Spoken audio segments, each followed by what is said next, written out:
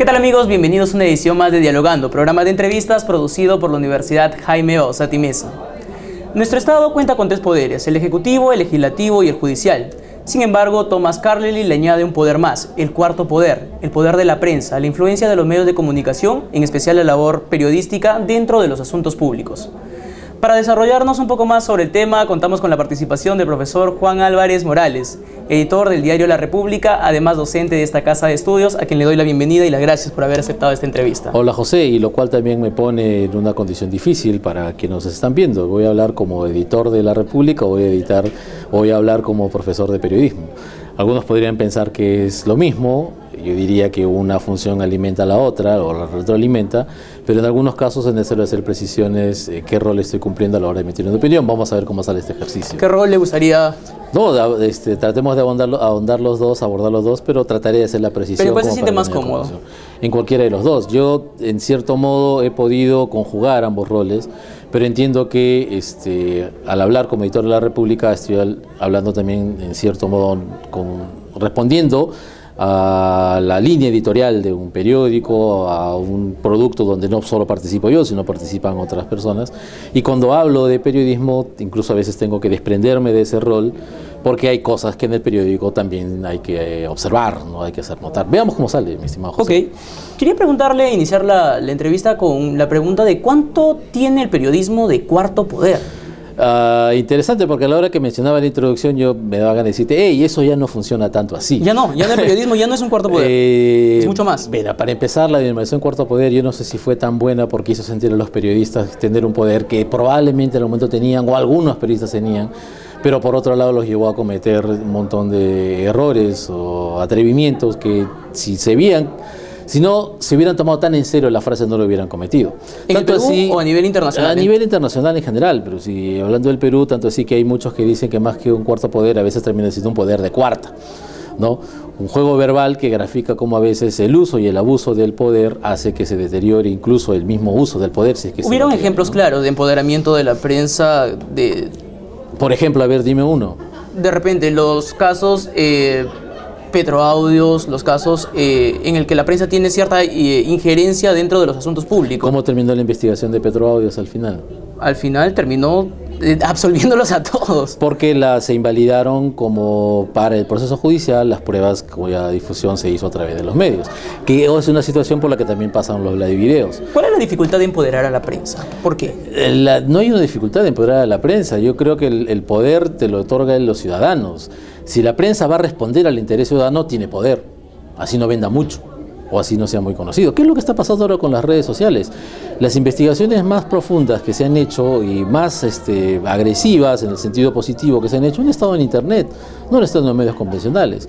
Nosotros hemos pensado, aquí hablo como editor de La República, te das cuenta cómo hay que hacer un desligue, ¿no?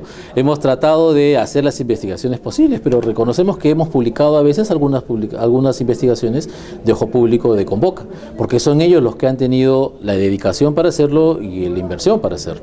Entonces las acogemos, reconociendo que a veces ahora los medios no convencionales realizan mejores investigaciones que los medios convencionales. Cuando tienen que hacer estos grandes destapes, es necesario pensar, porque en algunos medios de comunicación, en algunos casos he visto que decían, no, primero está la democracia, y ese es el caso Petroaudios en una entrevista de el señor Miro Quesada, que decía, no, primero sobrepusimos la democracia. Pero ¿ustedes en qué piensan? Es que ahí parte, pues, por ejemplo, Petroaudios, tú traes a colación, ¿fue un descubrimiento de la prensa?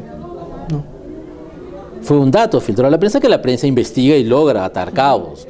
O sea, cuando se habla de investigación uno debe tener claro también cuál es el origen de la investigación. En el caso de las agendas de Nadine, ¿es un hallazgo de la prensa?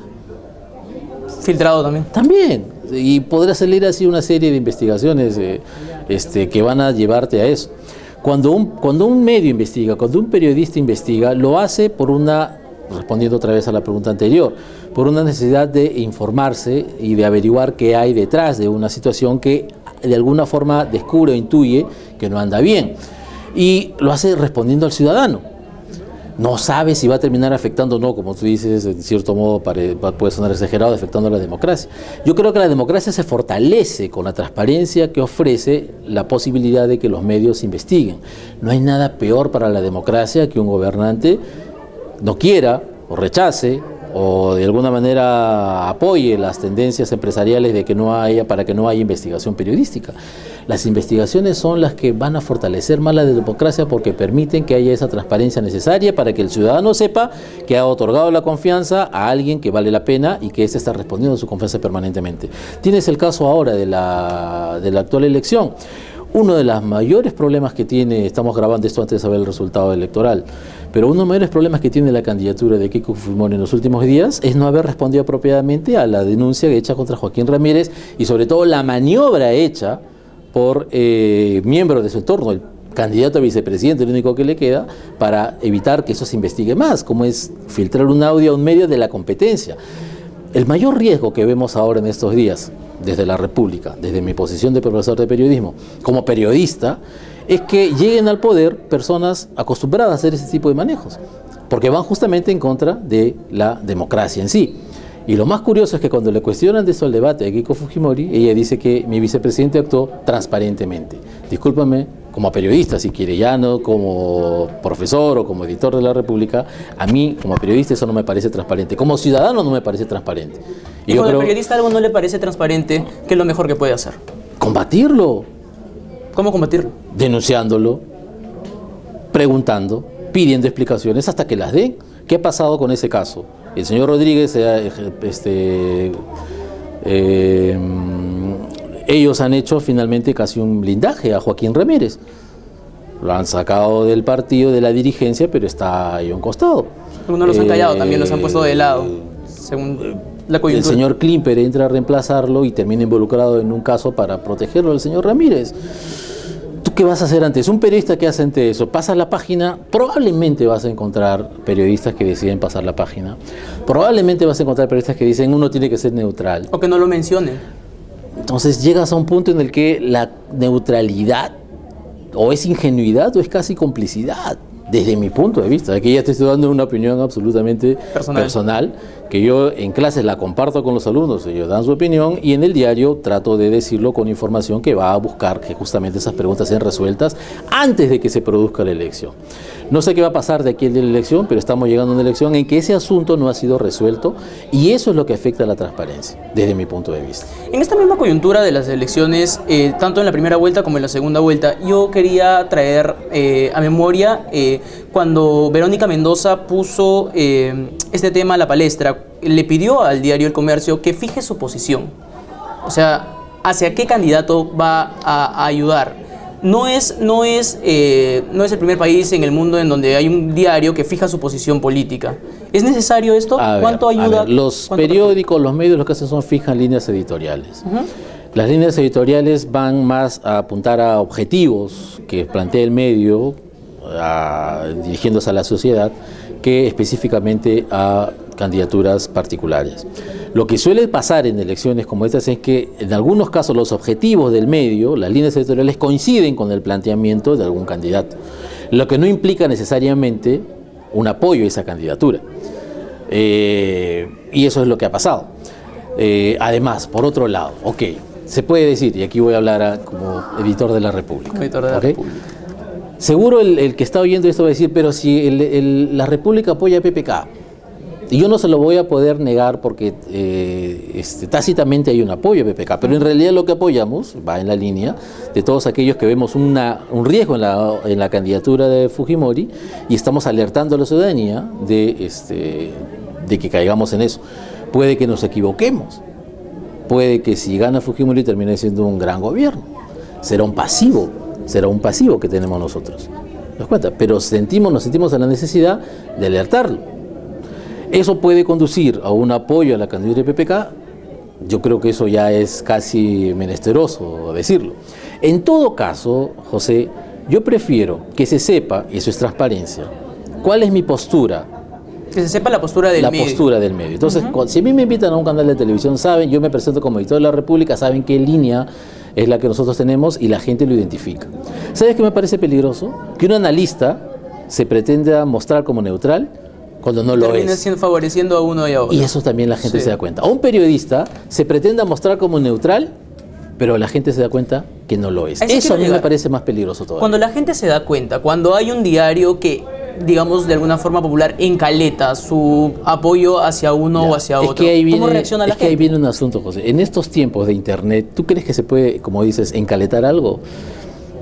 Es difícil, es imposible. Pero sí se puede negar. Pero ese es otro asunto, pero tú puedes negar algo que es evidente y la gente va a decir, oye, no niegues lo evidente, ¿no? No niegues lo evidente.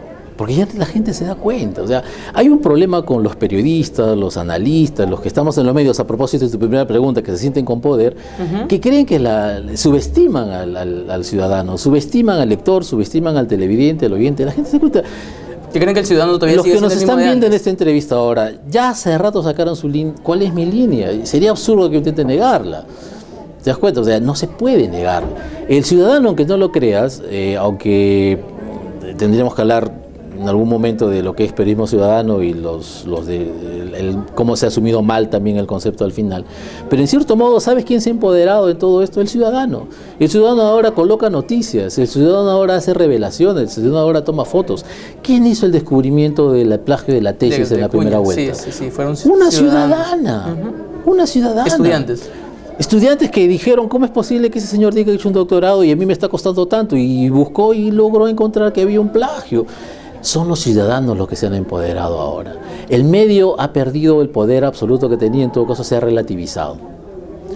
Y es el ciudadano el que se ha empoderado. Ahora, ¿cómo el medio logra compatibilizar con ese poder ciudadano? Ahí está la clave, me parece. ¿Y cómo el medio logra compatibilizar? Al menos como desde su experiencia, ¿cómo están logrando? Es lo que yo siempre digo cuando hablo de periodismo ciudadano. Sí, ya hay periodistas ciudadanos, pero ¿sabes qué necesitamos? Periodistas que recuperen su condición de ciudadanos. ¿Logras captar la idea? Explíquela. El periodista que dice que es cuarto poder perdió la condición de ciudadano. Se convierte en alguien superior al ciudadano. Entonces ya no investiga como debe investigar, quiere imponer su opinión, ya no escucha, ya no interactúa con la gente, se encierra en su propio mundo. Lo que necesitamos ahora son periodistas que recojan el espíritu ciudadano a través de las redes. Es una y que forma. No se deje llevar tampoco por la inmediatez de sacar la noticia. Bueno, esa ya es una cuestión de un mal periodístico que tiene otra vertiente de explicación. Yo te estoy hablando de un periodista que recupere la conexión con el ciudadano, no en el sentido de tengo 100.000 seguidores, sino que trate de recoger las necesidades del ciudadano, que vuelva a sentirse necesario para el ciudadano, indispensable para el ciudadano.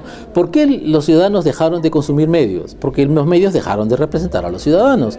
¿Por qué los ciudadanos critican, cuestionan tanto a los periodistas? Porque sienten que ya no habla por ellos. Esa mediación que tenía en un momento el periodista mismo la ha disuelto, por usar un término que se vuelve a mencionar en estos días, la ha autodisuelto. ¿Ya? Entonces, el periodista tiene que recuperar su condición de ciudadano.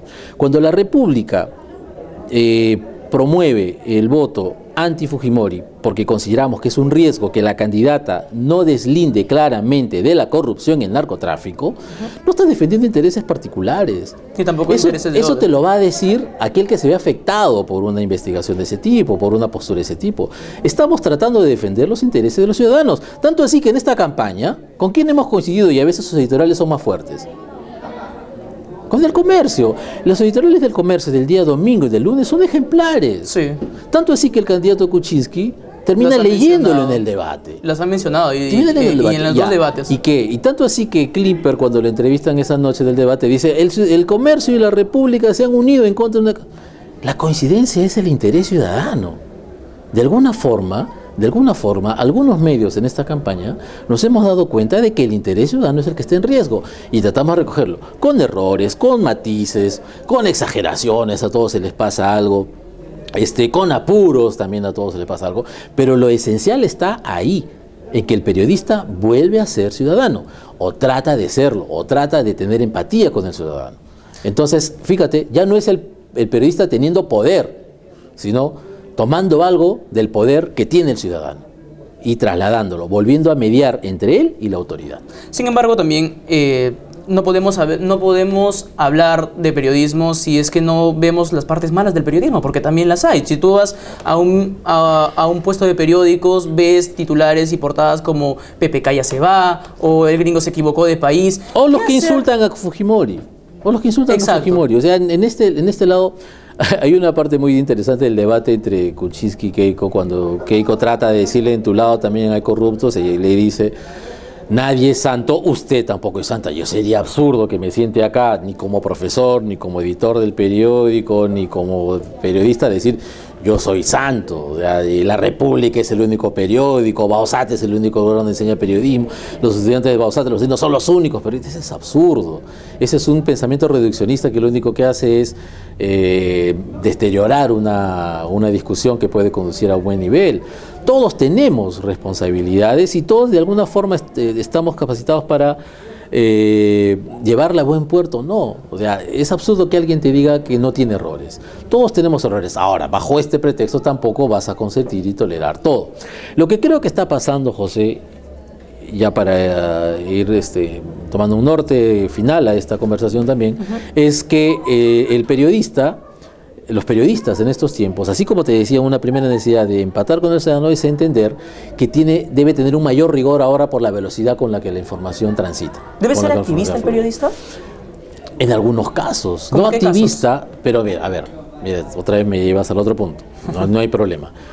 Algunos podrán decir, tomando de repente lo que quiere decir, los periodistas de la República están tomando un rol activista en estos días, sobre todo si se van a la marcha y todo eso. Y yo te digo, personalmente, esto es personal, no puedo comprometer ni al diario ni a la universidad.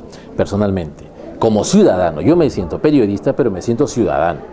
Y me siento ciudadano que ve, te repito, una candidatura que pone en riesgo la democracia, pone en riesgo la transparencia. Y yo, como periodista y como ciudadano, yo no quiero un país donde los dirigentes otra vez abusen del poder para interferir en la actividad de las personas, pero sobre todo en la actividad del periodista. Claro. Y en eso, discúlpame, en eso yo sí soy activista. Si eso me hace activista, José, yo soy activista. Es que yo le decía no solamente en el caso de la República y no solamente en este caso de coyuntura electoral que estamos pasando ahora en esta nación, sino también porque hay casos en el mundo en el que es importante tomar partido. Por ejemplo, a eso me refiero. Los temas de Donald Trump tratando de votar a los migrantes, o sea, los derechos humanos, las dictaduras, Por eso, en fin. A eso me refiero. Sin esas situaciones extremas, ojo, Exacto. Porque una vez que pase la elección, como en las anteriores elecciones, todo vuelve a la normalidad y tú vuelves a tu condición normal, ya no hay riesgo que te altere, a menos que se produzcan dentro de quien llega al gobierno un riesgo permanente, ¿no? Tienes que tomar partido. Desde mi punto de vista, tienes que tomar partido. Esto es una vieja discusión entre periodismo y periodistas. Seguro que a partir de esta televisión, de este video, va a generarse otra vez. Trataremos de explicarlo en otros foros si es posible, pero creo que ya es evidente en esta campaña, sobre todo, cómo es necesario, no sabemos el resultado, ¿no? Que los periodistas hagan su trabajo. Lo más curioso es que cuando tienes una situación de riesgo a la democracia, riesgo a la tolerancia, riesgo a la transparencia, el periodista que hace su trabajo termina siendo activista. Sí. Eso es lo más dramático, ¿no? Porque a partir de eso es cuando empiezan a tratar de cuestionar la legitimidad de su trabajo, en que tú te volviste activista. Yo prefiero ser activista ahora para evitar un riesgo para la democracia, para la libertad de expresión, para la transparencia, que haber quedado en una situación neutral y luego ya no poder qué hacer, estar maniatado si es que el riesgo se concreta. Por otro lado, tampoco quiero, porque estoy empezando a notar hasta yo escuchándome, oye, ¿qué? Juan Álvarez, la República, los periodistas de la República, los otros que se han mostrado en contra de Fujimori son los héroes de la democracia. No, aquí no hay héroes. ¿Sabes quién es el héroe? El ciudadano que sin necesidad de tener cargo de periodista, de profesor universitario, el ciudadano que decide expresarse con libertad y sin miedo. Esas personas que salieron a las calles ese día a expresar su postura, ellos son los héroes. Ellos son los héroes. Porque ellos realmente están tratando de recuperar el poder o ven el riesgo de darle el poder a alguien que pueda luego impedirle salir a la calle o expresarse. Creo que los periodistas tenemos que recoger a ese ciudadano, el espíritu de ese ciudadano, la libertad que defiende el ciudadano y tratar de trasladarlo a los ámbitos en los que nos desempeñamos. Creo que en tiempos de situaciones extremas es esta. Profesor, ¿usted estará exagerando? Probablemente. Prefiero pecar de exageración que de pasividad o de indiferencia. Profesor, yo quería finalizar la entrevista con una pregunta casi retórica. ¿Qué sería de una sociedad sin periodistas? No hay una sociedad sin periodistas, ¿o sí? Lo que va a pasar, y hacia eso va tal vez a una sociedad con periodistas cumpliendo un rol diferente. Una de las características de estos nuevos tiempos de comunicación es la desintermediación, promovida sobre todo por quienes quieren evitar la intermediación. Cuando los políticos se dirigen directamente a la gente a través de Facebook o Twitter, ¿qué es lo que están evitando? ¿Qué crees que están evitando? Que hay un medio. Que hay un medio que haga ¿qué? Que hay un medio que lleva esta Te estoy tomando examen, José. Te estoy tomando el filtro, que los cuestione, que los investigue, que les haga las preguntas. Vamos a ver, todavía veremos el final. No, mentira, sí. Estás en buen camino. Ya, pero o sea, están evitando que haya alguien que los cuestione, que los investigue, que le haga repreguntas. Es fácil para un político lanzar un tuit y diga, yo me comunico directamente con la gente, pero cuando la gente les hace un cuestionamiento, los bloquea, sí, o no les contesta. Pasa lo mismo cuando un periódico publica un tuit sin contextualizar. Un canal publica, ¿has visto que ahora los canales publican tweets, no? Y dice, ya estoy dando libertad a la gente. No, si estás viendo que alguien está diciendo algo malo, cuestiónalo. Pero ¿qué va a pasar si ahora los periodistas, sumándose a ese silencio, ¿no?, de la desintermediación, están ante un candidato, una candidata, cualquiera de los dos, quieren hacer una repregunta y se callan? No la hacen, no la hacen. Necesitamos una sociedad que entienda que en ocasiones y circunstancias, generalmente, tal como conocemos el sistema democrático, es necesario que haya alguien que haga las preguntas que tenga que hacer, que haga las investigaciones que tenga que hacer. Pero sobre todo, creo, desde mi punto de vista muy personal, necesitamos que haya periodistas que recuerden que eso es lo que les toca hacer. Preguntas, repreguntas, investigar al poder. Recuerden esa famosa frase usada tantas veces en el periodismo. Periodismo es publicar lo que alguien no quiere que publique. Lo demás es relaciones públicas. Profesor Juan Álvarez, muchísimas gracias por haber aceptado esta entrevista. Gracias a ustedes. Fue la entrevista con el profesor Juan Álvarez. Nos reencontramos en la próxima edición de Dialogando. Permiso.